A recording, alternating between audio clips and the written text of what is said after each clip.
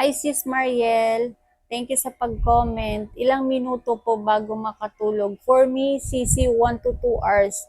Pag once na tinitake ko siya, tapos pag once na na-take ko na siya, bago umipek, mga 1 to 2 hours for me ha, kasi yun sa akin. Tapos, makakatulog ako ng 7 to 10 hours dito. Dire-diretso kasi pangalawang battle ko na siya.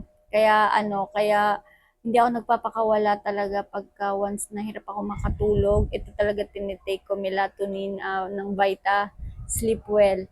Pero hindi ko siya ginagabi-gabi. Yung hirap lang talaga ako makatulog kasi nga, 'di ba may time na ang dami yung iniisip, lalo na yung mga nanay diyan. Kasi pag once na nagagadget din, katulad ko, ayan, hirap talagang makatulog, di ba? Lalo na pag may pinapanood kang mga movies or kaya nagtitiktok ka, ayan, madaling araw na umaga na talagang hindi pa rin ikaw dinadalaw ng antok, ayan. Sa mga gustong mag-try nito guys, nasa 170 plus lang po siya. Pag once sa free shipping kayo, i-check out nyo na guys. Subukan nyo na si melatonin. Kasi sa akin, hiyang po talaga si Sleepwell. Pangalawang, pangalawang battle ko na siya. Yung isang battle ko noong October na ubos lang noong March. Kaya nag-check out ako noong March. Kaya ngayon, meron pa rin ako kasi tinitipid ko siya.